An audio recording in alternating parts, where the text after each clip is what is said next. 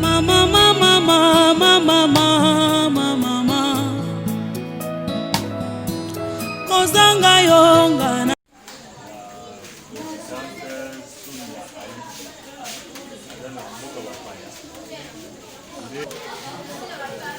pour la compassion où il y a un gros pour la plus de orphelins, personnes vulnérables, veuves, bateaux, dans la face. Mais parmi les enseignants maponi, il y a pour ça, à mon aïe, ayeba au monde a fait bananaï, oyo baza la charge nayo, ayeba ko partager mon pied où ya za nango, ma 10 francs oyo aza nango, ayeba ko tala ndenge nini aboko fêter ata Noël na bana. Des années 30, alors c'est mon ami, au monde a une maman, a une Sonia, il doit s'impliquer dans la compassion pour le monsieur. Vraiment, que merci et que c'est un endroit pas pour le projet et que merci comme merci et que il y a quand même pour ça là il y a une bonne compassion et que tout ça m'a et que ça m'a vraiment c'est un grand plaisir pour nous la commune à maman pour dire vraiment ma déléguée n'a pas représenté à le projet et c'est mon pasteur toni toyeba badifficulté nini oyo bino bozomona awa mpo mama Sonia boyebisa mama Sonia oyo akoki komeka kotoka kosala en tout cas badifficulté eza mwa ebele kotala na ndenge mosala ezotambola tozotia vraiment na priorité likambo ya mai awa na commune biso ya Bundu non seulement Bundu presque partout na Kinshasa mai ekoma mpasi alors tolasaki appel depuis le mois passé opération forage nde tosengi lisolo mingi mpe na mama Sonia bandaki kosenga de $1 à $5,000 po totiela bana forage na lopango esika tozali on a contacté une société de la ville, une société de la place po baya kotala terrain basala étude de lieu mpona kotia forage mais tokana na bango avec $5,000 bakotiela bana forage avec 5 € minute mais c'est pourquoi tolancé appel na mama mpe na bandeko nyonso bolanda biso na poto bana bisike baza na mai te mai ezali te bana bazokenda kotoka mai ya mabulu kuna na se mai wana ezotia bango makwanza na nzoto mai ya régide ezobimaka su te mai wana banzoto bakwanza bamaladi ya ndenge na ndenge alo pasi ezosomba bango mpe ya kosomba bamai ya mai ya mabulu oyo eza non traité tozodepense na pere ya 15 000 francs par jour mpona osombaka mai alors tala 54 orphelin baza mpo balia basokola bilamba na bango basokola bopeple ya esika oyo ifo mai ezala permanent mais mai eza te c'est pourquoi tosengi misuni mama Sonia oyo ayeba vraiment na kosunga bana na likambo etalisi mpe mai merci art artistique il fait l'art plastique et c'est pour ça que tout le monde a des choses à avoir celui qui le réalise et c'est un architecte préparé et bien une famille d'accueil et donc tu as outil en centre dans l'emballer accompli d'aller avec une formation de continuer quand quelqu'un sera payé avec le salaire on peut permettre à ça la vie d'aller et dépendamment du centre c'est comme si nous préparons les enfants pour les familles d'accueil. Il y a aussi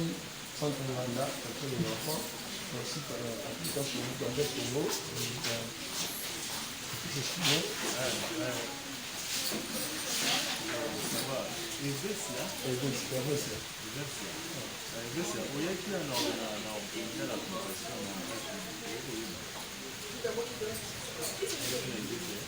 bon, si au jour pour la sentiment nini eza nango envers papa na yo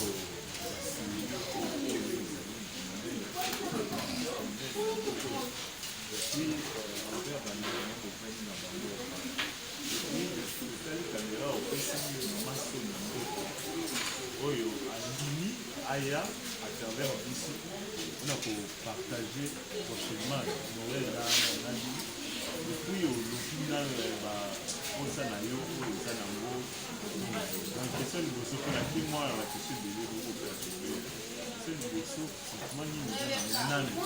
na baparent na yo eza na bango deuxièmement na bandeko na yo eza na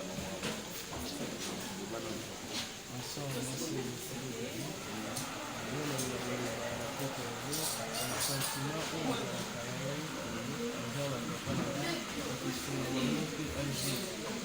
makasi. Un jour que nous avons batambola mituka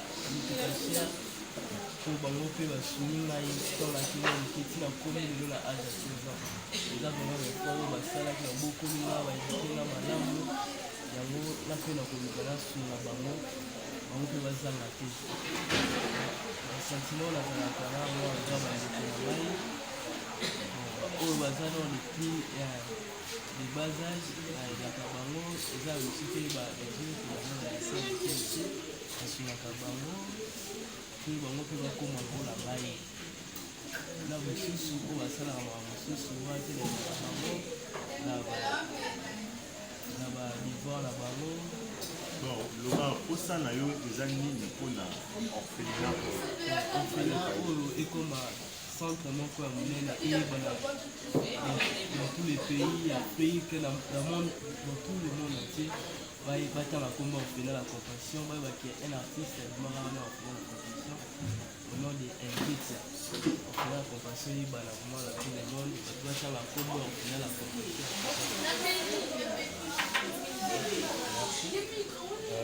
nga mpe na leka kote ya académie boza oyo Emmanuel Nzongo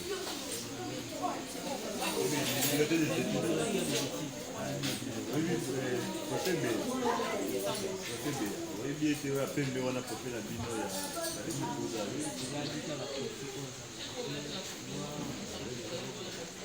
c'est bon, vous êtes déjà dans la bonne voie, félicitations. Je te repère cette frustration d'avoir entré dans le cadeau malin. Déjà, place vous allez déjà et l'autre, vous allez déjà, l'une des autres, vous allez aussi dans le bon. Donc, mon doigt, le bon, vous allez la confiance dans Yomoko d'abord. Vous avez la confiance dans Yomoko. Mais, pas confiance dans Yomoko, oh, vous êtes maman souri. Alingi koya koesunga bino na bakadre na bino nde akoya komaaka un petit plus na confiance eza na ezomona d'abord eza ye moko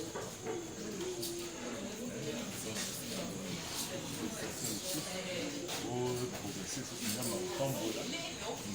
nzete oyo eza monene lelo botama monene te botama na mote elobi bato bakamwaka yango nzete monene makasi boye mais ezalaka mokie mais tita bazalaki mokie bato babanda konéglige yango oyo situka nzete couvrir avenir moke yo soki apesi nsese bongo eza neti yo oza nzete wana lelo bato bakoki komona mokie na yo bakipe yo te mais monene na yo ekokamwisa mokili mobima bato ati moke zala confiance na yo ndenge kaka nalobaki epuis zala kaka sérieux na makambo ozosala sérieux mpe honnête envers bandeko na yo mpe bancadre na yo ça va esa ina mbote. Bonsoir Maman Sonia Aliki, nasepeli mingi mpona otindi bapapa ya biso baotala biso. Premièrement d'abord non je suis mingi mpona minerval na ngai parce que naada na 5e on demande trop de choses makambo eza ebele batest batp papa biso asala te yango nazaka na posa minerval. Deuxièmement mpona normal tena eza pasi eza posa mai toala posa. Deuxièmement mpona normal tena eza pasi eza posa mai toala posa forage toavana posa forage awa soko oke classe retard mpona kaka mai eza te po bozela moto akenda otokela bino mai aye mais soko otieli biso vraiment forage awa Mama Sonia tokosepela makasi toavana posa forage awa toapena posa tolata ataka obi deja avandi oyeka ya biso toapena posa tolata neti ngai jeune fille boye toza posa babesoin biloko ebele toza posa bachenete besoin bakege babiloko ebele kaka oyo moko oyebi biso oza bana basi moko oyebi kaka babesoin oyo bana basi bazala merci.